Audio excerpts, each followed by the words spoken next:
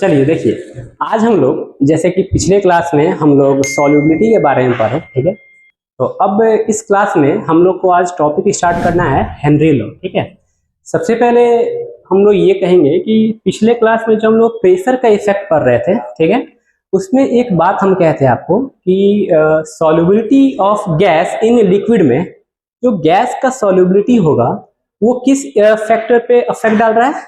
Pressure पे। अगर pressure ज्यादा हो रहा होगा तो गैस का सॉल्युबिलिटी लिक्विड में भी क्या होगा? ज्यादा होगा, ठीक है। तो इस पॉइंट को हेनरी द्वारा एक्सप्लेन किया गया था एक लॉ के थ्रू, ठीक है। उनके द्वारा क्या कहा गया था, एक पॉइंट हम लोग लिखेंगे कि ये हेनरी लॉ के द्वारा उस प्रेशर के इफेक्ट के बारे में क्या बात कहा गया था, ठीक है। सबसे पहले लिखेंगे हम लोग the effect of pressure on solubility of gas in liquid is given by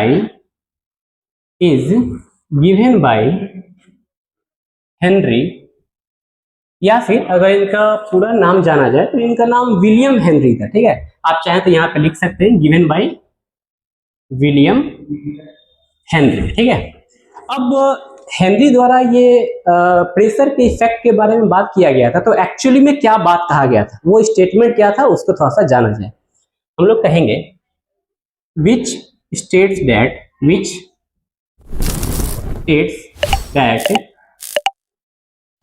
हम लोग कहेंगे solubility of gas in a liquid is directly proportional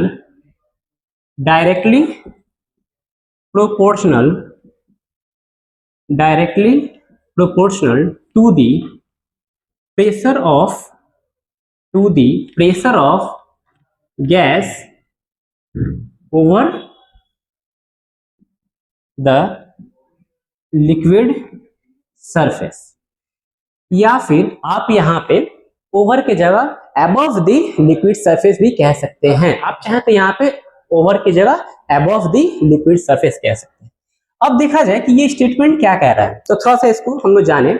हम ये कहना चाह रहे हैं कि हेनरी द्वारा ये कहा गया कि जब गैस का सॉल्युबिलिटी देखा जा रहा है लिक्विड में, क्योंकि यहाँ पे लिक्विड क्या है, लिक्विड यहाँ पे सॉल्वेंट है, और उस सॉल्वेंट में, उस पर्टिकुलर सॉल्वेंट में कितना मैक्सिमम अमाउंट में गैस उसमें सॉल्युबल हो रहा है, इस चीज को हेनरी द्वारा बताया गया था कि वो क्या होगा, उसका सॉल्युबिलिटी जो होगा वो डायरेक्टली प्रोपोर्शनल होगा उस गैस के प्रेशर पे, ठीक है।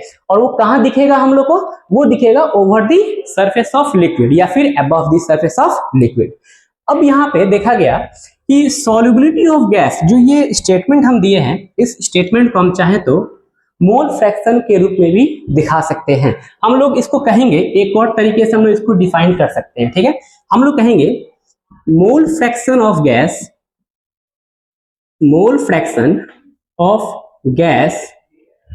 इन a solution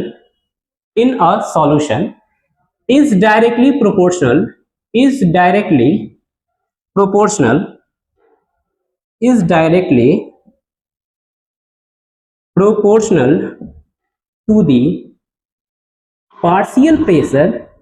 to the partial pressure of gas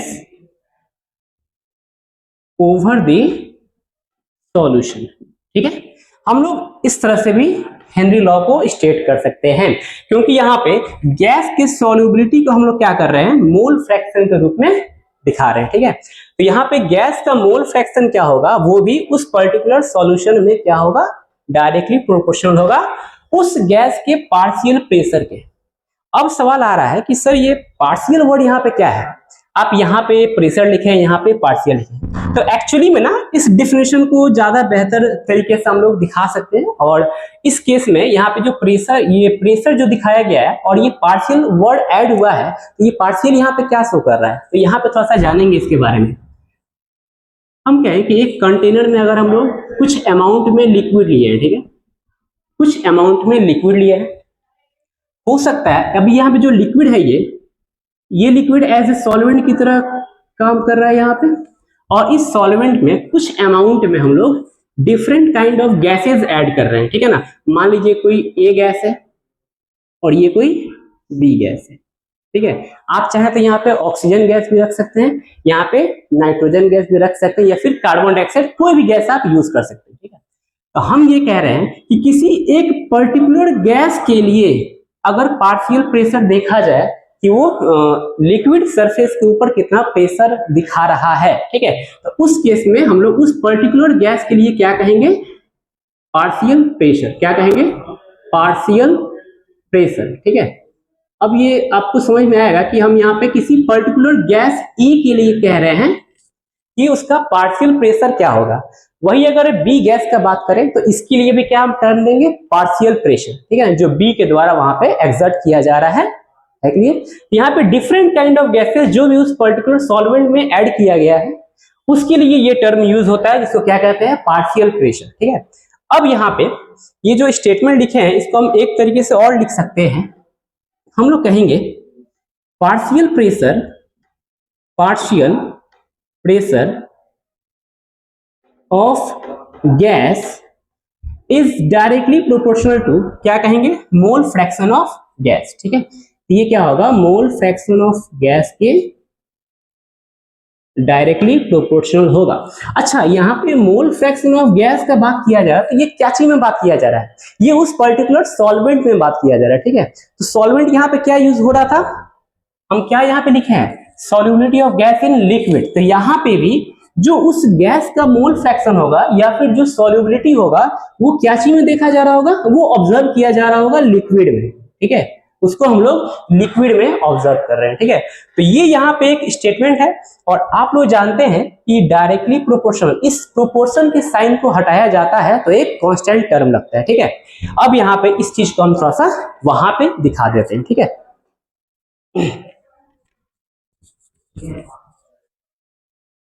अब यहाँ पे बात किया जाए, इस पार्शियल प्रेशर को रिप्रेजेंट किया जाता है,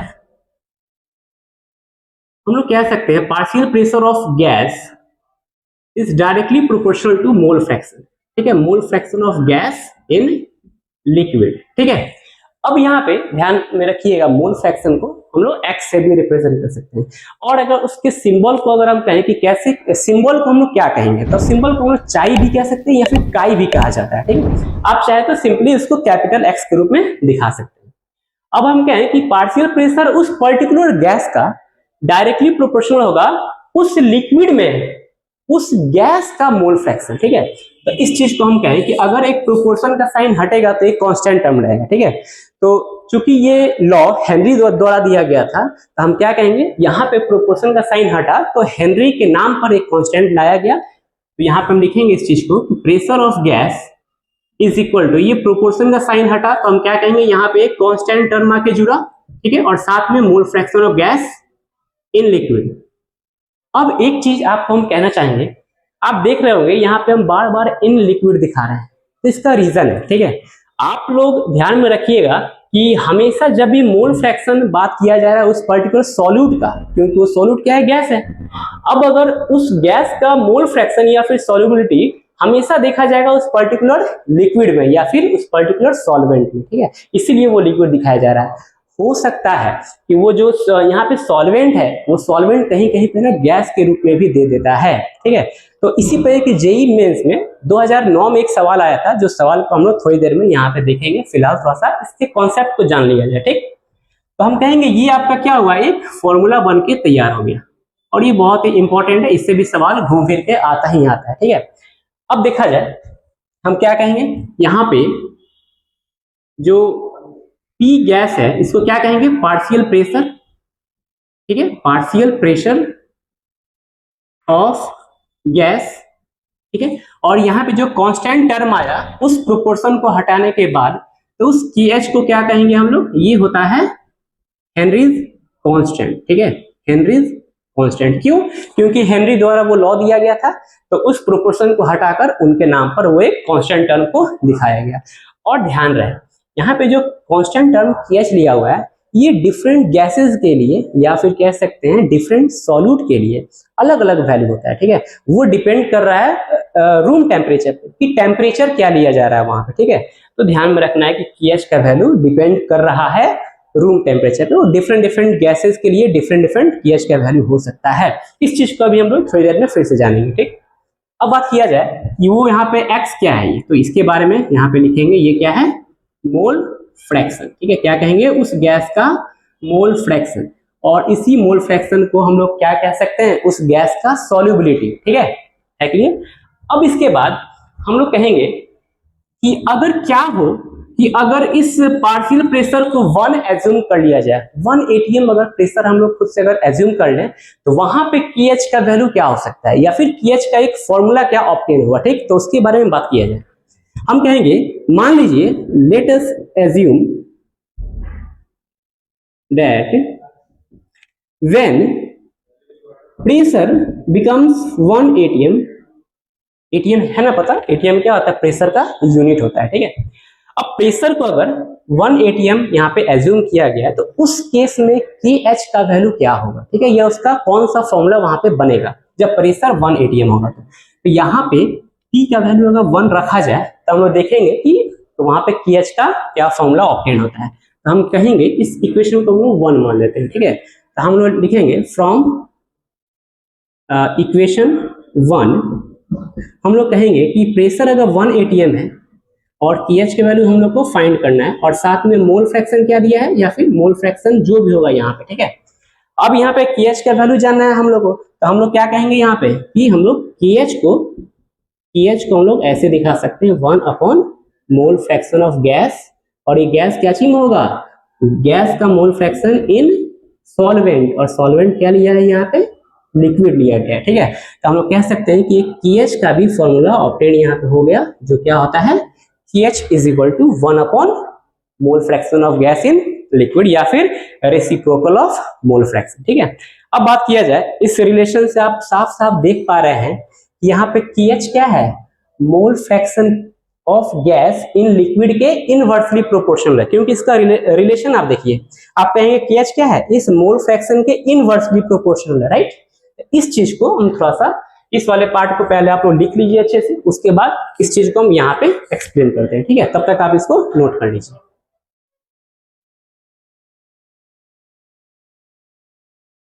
चलिए स्टार्ट किया जाए, आप लोग नोट कर लिए होंगे। अब देखा जाए, यहाँ पे हम ये कह रहे थे कि KH का रिलेशन मोल फ्रैक्शन के साथ क्या होगा। यहाँ पे हम लोग कहेंगे एट कांस्टेंट टेम्परेचर, या इसको थोड़ा सा नीचे लिख देते हैं, आप लोग को दिखने में आसानी होगा, ठीक है। At constant temperature, at constant temperature, याद रखिएगा जो हेनरी लॉ सिखाए हैं वो भी कांस्टेंट टेम्परेचर पे भी वर्क करता है, ठीक है ना। कांस्टेंट टेम्परेचर पे ही ये सारा कहानी आपको सिखाए, ठीक है। अब यहाँ पे बात किया जाए, जब कांस्टेंट टेम्परेचर T है, ठीक है, टेम्परेचर को क्या एज्यूम किया गया है, T, ठीक है। अब हम क्या है कि कांस्टेंट टेम्परेचर T पे हम देखेंगे, यहाँ पे इस रिलेशन में हमको साफ साफ दिख रहा है कि जो टेम्परेचर यहाँ पे कांस्टेंट था, राइट, लेकिन जब टेम्परेचर को हम लोग इंक्रीज कर रहे हैं तो KH का भी वैल्यू क्या होगा, इंक्रीज होगा उसके साथ साथ। तो हम लोग कहेंगे कि जब टेम्परेचर को अगर हम लोग इंक्रीज कर रहे हैं, ठीक है, तो इसके साथ हम क्या कहेंगे कि KH का वैल्यू भी क्या होगा, KH वैल्यू, ठीक है ना, KH वैल्यू भी क्या होगा, साथ में इंक्रीज हो रहा होगा, ठीक है। और हम लोग यहाँ पे देख रहे हैं कि KH का वैल्यू मोल फ्रैक्शन के क्या है, इनवर्सली। तो हम लोग कह सकते हैं कि जब KH का वैल्यू बढ़ रहा होगा, इसमें हम लोग क्या कहेंगे, मोल फ्रैक्शन उस गैस का उस लिक्विड में क्या हो रहा होगा, घट रहा होगा। आया बात समझ में। हम यहाँ पे क्या कहें कि KH क्या है, इसका मोल फ्रैक्शन के साथ इनवर्स रिलेशन है, ठीक है। तो जब भी KH का वैल्यू बढ़ रहा होगा तो हम कहेंगे उस गैस का मोल फ्रैक्शन घट रहा होगा उस लिक्विड में, ठीक है। उस चीज को हम यहाँ पे लिखें। अब क्या हो, इसी सीन को अगर घुमा दिया जाए, ठीक है, तो हम कहेंगे अगर टेम्परेचर यहाँ पे घट रहा होगा, अगर टेम्परेचर घट रहा है तो क्या होगा, KH का वैल्यू यहाँ पे ये भी घट रहा होगा, यहाँ पे KH का वैल्यू भी घटेगा। और आप जानते हैं जब KH यहाँ पे इसके इनवर्स है तो कह सकते हैं KH का वैल्यू घटने से यहाँ पे क्या कहेंगे, मोल फ्रैक्शन का वैल्यू क्या होगा, बढ़ रहा होगा। ठीक है, तो यहाँ पे मोल फ्रैक्शन का वैल्यू बढ़ रहा है, ठीक है, उस गैस का।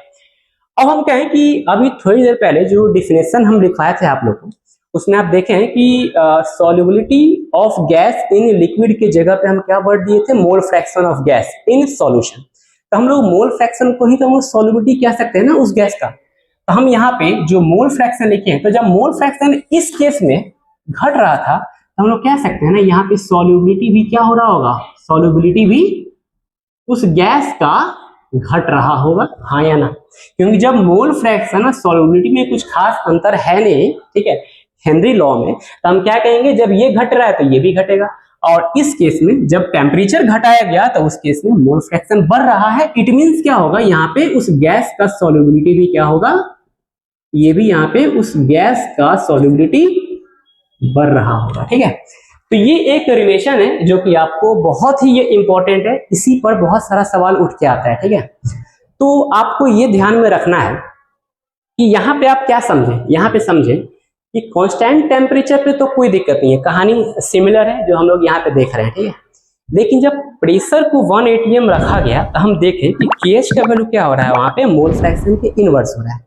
और ये ऐसा क्यों, क्योंकि जब कांस्टेंट टेम्परेचर पे होगा तब कहानी सेम है, लेकिन जब टेम्परेचर के साथ छेड़खानी किया गया, जब टेम्परेचर को या आइदर इंक्रीज किया गया और डिक्रीज किया गया, तो हम लोगों ने देखा कि KH का वैल्यू भी उसके अफेक्ट होने से वो भी वेरी कर रहा है। और KH का वैल्यू ज्यादा होने पे कोई भी गैस का सॉल्युबिलिटी क्या होगा, हमेशा कम होगा, ये चीज ध्यान में रखना है। और क्या हो, अगर किसी गैस का KH का वैल्यू कम हो तो वहां पे क्या कहेंगे, उस पर्टिकुलर गैस का सॉल्युबिलिटी या फिर मोल फ्रैक्शन बहुत ही ज्यादा होगा। राइट, तो अब इस चीज को हम समझेंगे कि जब यहाँ पे ये रिलेशन सामने आ गया तो हम अभी क्या कहें कि डिफरेंट वैल्यू ऑफ KH, ठीक है, वो डिपेंड कर रहा है। ठीक है, अगर किसी भी गैस का KH का वैल्यू बहुत ज्यादा है, मींस उस गैस का सॉल्युबिलिटी बहुत कम है। तो अब देखा जाए कौन कौन ऐसा गैस होता है। ठीक है, तो किसी पर्टिकुलर टेम्परेचर पे अगर बात किया जाए कि गैस का वैल्यू क्या होगा, गैस का KH वैल्यू क्या होगा, उस चीज को जाना जाए यहाँ पे। ठीक है, तो एक टॉपिक यहाँ पे लिखेंगे। अच्छा, एक सवाल और हम आपसे पूछना चाहते हैं, आप हमको ये बताइए, यहाँ पे तो इस प्रेशर का यूनिट हम लोग क्या देंगे, ATM दे सकते हैं, या फिर हम इस चीज को एक पॉइंट डाल भी देते हैं जिससे कि आप लोग को ध्यान रहेगा। ठीक, जैसे कि हम कहें कि यहाँ पे नोट में आप लोग लिख लीजिएगा, और ये तो एक्चुअली आप लोग को होगा ही पता, फिर भी एक पॉइंट दे देते हैं कि यूनिट ऑफ पार्शियल प्रेशर क्या हम लोग ले सकते हैं, ATM में रख सकते हैं वैल्यू को, ठीक है, बार में रख सकते हैं वैल्यू को, राइट, यहाँ पे हम लोग टॉर में भी रख सकते हैं, या फिर हम लोग mm ऑफ HG में भी वैल्यू को रख सकते हैं। ठीक है, बहुत सारे यहाँ पे यूनिट यूज किए जा सकते हैं, और जो यूनिट इसका यूज किया जा रहा है, ठीक है, वही यूनिट हम लोग KH का भी यूज कर सकते हैं, ध्यान रखिएगा। ठीक है, तो यहाँ पे KH का वैल्यू, जो भी KH का वैल्यू होगा, क्योंकि हम लोग देख रहे हैं ना डायरेक्टली प्रोपोर्शनल है मोल फ्रैक्शन, ठीक है ना, तो यहाँ पे हम लोग कह सकते हैं कि पार्शियल प्रेशर का यूनिट हम लोग क्या ले रहे हैं, ATM में, बार में, टॉर में भी हो सकता है, या फिर mm ऑफ HG में भी हो सकता है। ठीक है, अब जब यहाँ पे बार दिए हैं तो देखिएगा कुछ KH का वैल्यू ना यहाँ पे K बार में भी यूज किया जाता है।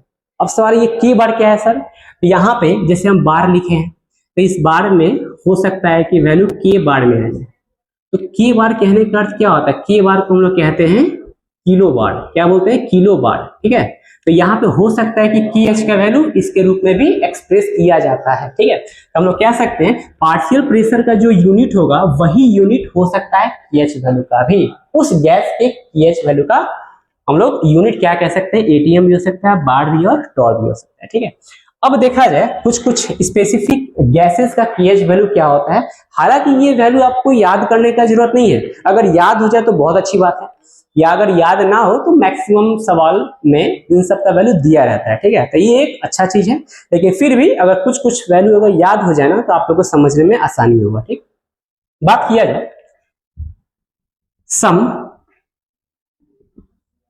Important values of KH of, या फिर इस तरह लिखेंगे, some important value of KH for different gases eight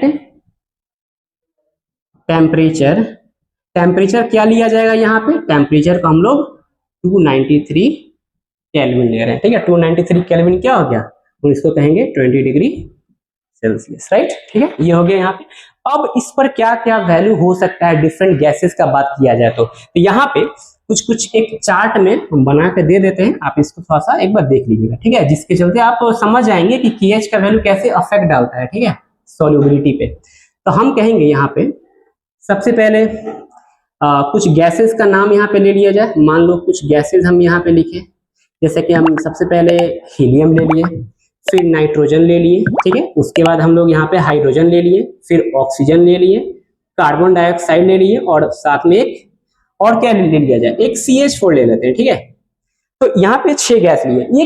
ये एक एग्जांपल लिया गया है जिसमें कि हम लोग समझ पाएंगे कि KH वैल्यू ज्यादा होने से किस गैस का सॉल्युबिलिटी कम होगा या फिर ज्यादा होगा, ठीक है, उस चीज को समझना है हम लोग को, ठीक है। तो हम देखेंगे, ये तो गैसेस हो गया। अब यहाँ पे KH वैल्यू के बारे में जाना जाए कि KH वैल्यू यहाँ पे क्या क्या हो सकता है इन पर्टिकुलर गैसेस का। अच्छा, ये गैसेस सब क्या है, ये सब सॉल्यूट है ना, ठीक है। तो यहाँ पे हम कहेंगे ये जो हीलियम गैस है इसके बारे में, इसका वैल्यू क्या होता है, हम यहाँ पे लिखेंगे 145 किलो बार के अप्रोक्स वैल्यू होता है ये, ठीक है। 145 किलो बार के अप्रोक्स ये वैल्यू लिया जाता है, ठीक है। अप्रोक्स हम लोग कह सकते हैं 144 पॉइंट समथिंग भी होता है, तो इसको हम लोग अप्रोक्स 145 मान रहे हैं, ठीक है। अब हम कहेंगे नाइट्रोजन का क्या होगा, तो नाइट्रोजन का यहाँ पे 76.5 किलो बार होता है, ठीक है। अगर ये वैल्यू आप लोग को याद हो तो बहुत अच्छी बात है, या फिर आपको समझ जाइए कि रिलेशन क्या होता है वहां पे, KH जो है वो मोल फ्रैक्शन के इनवर्सली है, तो उसका अर्थ क्या है, ठीक है, उस चीज को समझा रहे हैं। अब हम कहें कि हाइड्रोजन का क्या होगा, तो हाइड्रोजन का होता है 69 किलो बार के अप्रोक्स होता है वैल्यू, ठीक है। आप चाहें तो ये NCERT में भी दिया हुआ है वैल्यू, आप चाहें तो वहां पे भी देख सकते हैं, ठीक है। और ये वैल्यू 20 डिग्री सेल्सियस पे भी दिया होगा NCERT में, और 25 डिग्री सेल्सियस मींस 298 केल्विन पे भी ये सब वैल्यू दिया रहता है, ठीक है। तो हम यहाँ पे रैंडमली 20 डिग्री पे बात कर रहे हैं, आप चाहें तो 25 डिग्री सेल्सियस पे भी आप देख सकते हैं कि KH का वैल्यू क्या क्या होता है, ठीक। अब बात किया जाए ऑक्सीजन का क्या होगा, ठीक है। तो ये यहाँ पे 69 है, और ऑक्सीजन का क्या कहेंगे, ये अप्रोक्स 35 या 34 के अप्रोक्स ये वैल्यू आता है, ठीक है। 35 कहेंगे या फिर 33 भी कह सकते हैं, इसी के आसपास वैल्यू रहता है। अब यहाँ पे कार्बन डाइऑक्साइड का बात किया जाए, ठीक है, तो कार्बन डाइऑक्साइड का जो वैल्यू होता है वो 1.67 किलो बार के अप्रोक्स वैल्यू आता है यहाँ, ठीक है। और बात किया जाए CH4 का, तो CH4 का जो वैल्यू होता है वो होता है 0.413 के अप्रोक्स वैल्यू आता है, ठीक है। अब आप देख रहे हैं कि इन सब गैसेस का, क्योंकि ये गैसेस क्या है, सॉल्युबिलिटी है, अब इन सब का हम देख रहे हैं कि किसी सॉल्वेंट में, तो सॉल्वेंट क्या लिया गया है यहाँ पे, लिक्विड, तो उस सॉल्वेंट में सॉल्युबिलिटी कितना बेहतर होगा, तो यहाँ पे हम बात कर रहे हैं कि अगर वाटर में बात किया गया तो इन सब का सॉल्युबिलिटी इन लिक्विड क्या होगा यहाँ पे, तो हम कहेंगे यहाँ पे एक रिलेशन हम लोग जानते हैं, आपको हम यहाँ पे दिखा देते हैं उस चीज को। आप अभी जस्ट थोड़ी देर पहले सीखे ना कि KH का वैल्यू ज्यादा होता है तो उस गैस का सॉल्युबिलिटी या उस गैस का मोल फ्रैक्शन क्या होता है, घटता है, राइट। तो आप देखिए यहाँ पे सबसे ज्यादा KH वैल्यू कौन से गैस का है, हीलियम गैस का, राइट। तो आप देख रहे हैं 145 अप्रोक्स ये वैल्यू दिया गया है, इसका मतलब है इन सब के कंपेयर में सबसे ज्यादा वैल्यू क्या का है, हीलियम गैस का है। तो अगर इसका वैल्यू सबसे ज्यादा है तो इसका सॉल्युबिलिटी क्या होगा, सबसे कम होगा, क्यों, क्योंकि यहाँ पे KH के इनवर्सली होता है सॉल्युबिलिटी, राइट। तो हम कहेंगे इसका वैल्यू सबसे ज्यादा है, तो इन सब के रिस्पेक्ट में हम कहेंगे ये क्या होता है, इनसॉल्युबल होता है, क्या होता है, लिक्विड में इनसॉल्युबल होगा इन सब के कंपेयर में, ठीक है। अब बात किया जाए इसका भी वैल्यू ज्यादा है और इसका भी वैल्यू ज्यादा है, ठीक है। तो हम लोग क्या कहेंगे यहाँ पे, ये भी जो है इसका भी वैल्यू KH का बहुत ज्यादा होने के चलते इसको भी क्या कहेंगे, ये भी इनसॉल्युबल हो गया, ठीक है। और यहाँ पे अब देख रहे हैं इसका भी वैल्यू ज्यादा है तो इसको भी हम लोग इनसॉल्युबल कह सकते हैं, लेकिन आप देख रहे हैं कि इसका वैल्यू 35 है, मींस इन तीनों के कंपेयर में बहुत कम है, राइट। तो कह सकते हैं ये कंपैरेटिवली सॉल्युबल होगा, ठीक है ना, ये सॉल्युबल होगा, इसका सॉल्युबिलिटी इन तीनों गैस के कंपेयर में क्या होगा, थोड़ा सा ज्यादा होगा, ठीक है। तो अब हम कहें कि इसके कंपेयर में तो यहाँ पे CO2 का और भी कम वैल्यू है, इसका मतलब ये भी क्या होगा, ये दोनों का दोनों गैस, क्योंकि दोनों का वैल्यू बहुत कम है ना इन सब के कंपेयर में, तो हम क्या कहेंगे, जितना KH वैल्यू कम होगा उतना ही सॉल्युबिलिटी उस गैस का ज्यादा होगा, ठीक है। तो हम लोग कह सकते हैं ये दोनों हाईली सॉल्युबल है, राइट। तो यहाँ पे आप समझ रहे हैं ये रिलेशन कितना कारगर है, क्योंकि KH जो है वो इनवर्सली है mole fraction of gas in liquid, या इसी मोल फ्रैक्शन को हम लोग क्या कहेंगे, सॉल्युबिलिटी भी कहेंगे, राइट। क्योंकि हम लोग स्टार्टिंग में ही बात कर चुके हैं कि मोल फ्रैक्शन को या फिर उस गैस का सॉल्युबिलिटी का बात देखी है। तो इस रिलेशन से हम लोग ये सब कॉन्सेप्ट सीखें कि वैल्यू ज्यादा होगा मीन्स सॉल्युबिलिटी क्या होगा, उस लिक्विड में कम होगा, ठीक है। तो अब यहाँ पे ये जो वैल्यू आप देखें, तो अब इससे आपको एक सवाल आता है, ठीक है, जिसका हम बात किए थे थोड़ी देर पहले कि एक सवाल आया हुआ था जेईई मेंस 2009 के टाइम पे, ठीक है। बहुत ही अच्छा सवाल था, ठीक है। तो उसको एक बार देखा जाए, तब तक आप एक काम कीजिए, इसको कॉपी पे नोट कर लीजिए, ठीक है। चलिए, तो हम उम्मीद करते हैं आप इसके पहले का नोट्स लिख चुके होंगे। उसके बाद देखिए आपके सामने एक सवाल है जो क्या कहता है, ये वही हेनरी लॉ पे ही बेस्ड एक सवाल है जो कि जेईई मेंस 2009 में आया हुआ था। तो ये क्या कहता है, ये कह रहा है कि Henry law constant for the solubility of N2 gas in water. तो साफ साफ दिख रहा है, हम कह सकते हैं कि यहाँ पे जो N2 है वो क्या है, एज ए सॉल्यूट है, राइट। तो हम लोग क्या कहेंगे, जो डेटा इस क्वेश्चन में दिया हुआ है उसको पहले एक जगह हम लोग लिख लेते हैं, ठीक है। तो हम कहेंगे यहाँ पे सबसे पहले कि सॉल्यूट क्या दिया हुआ है, आप जरा ध्यान से देखिएगा, आप लोग समझिए, ठीक है ना। क्वेश्चन को सॉल्व करने के लिए पहले क्वेश्चन को तोड़ना पड़ता है, ठीक है क्लियर। और टूटने का तो एक्सपीरियंस आप लोग को है ही, इमोशनल डैमेज, ठीक है। आप लोग का तो भी तो दिल वगैरह टूटता ही होगा ना। तो समझिए वहां पे कि टूटने का असर यहाँ पे क्या होगा, ठीक। तो आप देखेंगे कि अगर N2 गैस है, ठीक है, N2 गैस इस वाटर में लिया गया है, ठीक है। तो अब हम क्या है कि सॉल्यूट जो है यहाँ पे क्या है, N2 गैस है। तोड़िए, ठीक है ना, सवाल को तोड़िएगा तब समझ में आएगा कि सवाल 4 लाइन 5 लाइन का है नहीं, ठीक है। सवाल बहुत ही आसान है, बस डेटा को आपको क्या करना है, एक जगह रखना है और उससे रिलेट करके क्वेश्चन को सॉल्व करना है, ठीक है। तो समझिए सॉल्यूट क्या लिया गया है, N2 गैस। यहाँ पे जो सॉल्वेंट है वो क्या लिया गया, देखिएगा, इन वाटर। हम कहेंगे कि सॉल्वेंट क्या है, वाटर है, यहाँ पे वाटर मीन्स H2O, राइट। बहुत ही इंपॉर्टेंट बात बताया ना, वाटर मीन्स H2O। अब देखिए बात किया जाए, टेम्परेचर क्या लिया हुआ है, 298 केल्विन, मींस 298 केल्विन पे टेम्परेचर क्या रखा गया है यहाँ पे, 298 केल्विन, ठीक है ना। 298 केल्विन टेम्परेचर लिया गया, उस पर हेनरी लॉ कांस्टेंट मींस क्या होता है, KH। यहाँ पे जो ये पूरा टर्म दिया ये क्या है, KH। तो KH का वैल्यू क्या दिया हुआ है यहाँ पे, 1 × 10⁵ ATM। तो लिखेंगे कि KH वैल्यू क्या दिया हुआ है, 1.0 × 10⁵ ATM, राइट। देखिए हम क्या कहते हैं कि KH का वैल्यू भी जैसा प्रेशर का यूनिट होता है उसी तरह KH का भी यूनिट वहां पे यूज किया जाता है, ठीक है। अब यहाँ पे ATM है, हो सकता है कहीं पे बार हो, ठीक है, या हो सकता है कहीं पे टॉर हो, कुछ भी हो सकता है, ठीक है। अब यहाँ पे KH वैल्यू दिया हुआ है। अब आगे देखा जाए सवाल में क्या कह रहा है, the mole fraction of N2 in air.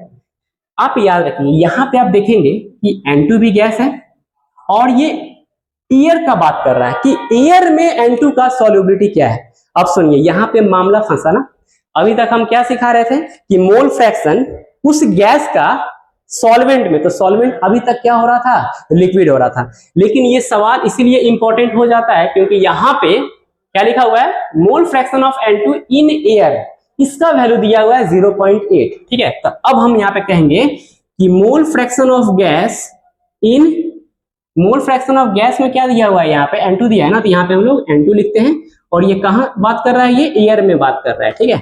तो इस तरह मोल फ्रैक्शन का वैल्यू क्या दिया है यहाँ पे, 0.8 लिखा हुआ है, राइट। आया बात समझ में।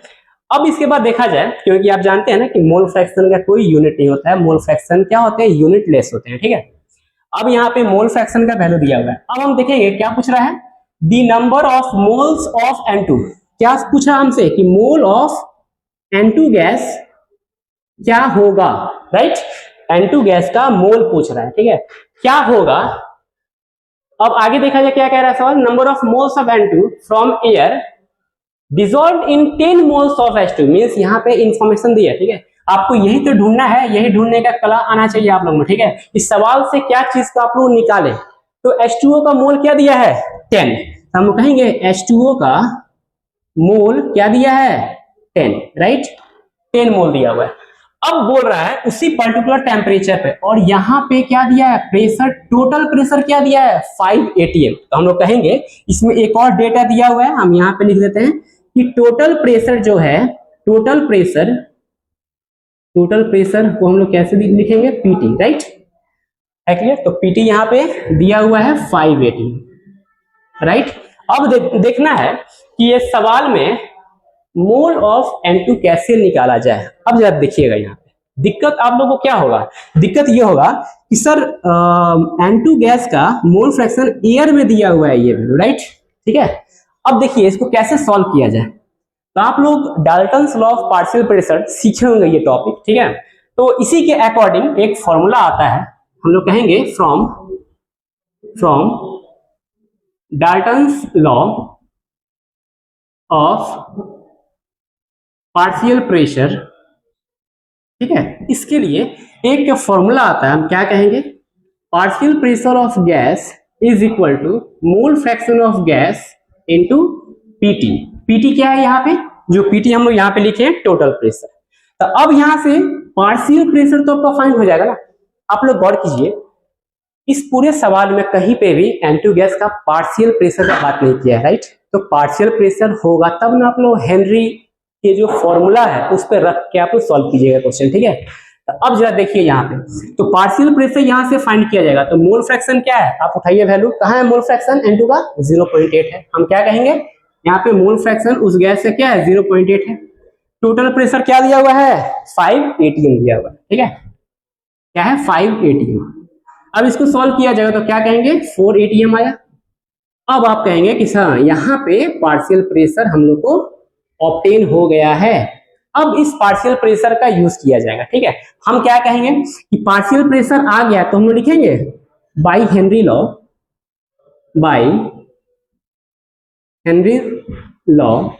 हम लोग क्या जानते हैं हेनरी लॉ में, हम लोग कहेंगे कि partial pressure of gas is equal to KH into mole fraction of gas, right. ये फॉर्मूला जानते हैं हेनरी लॉ से।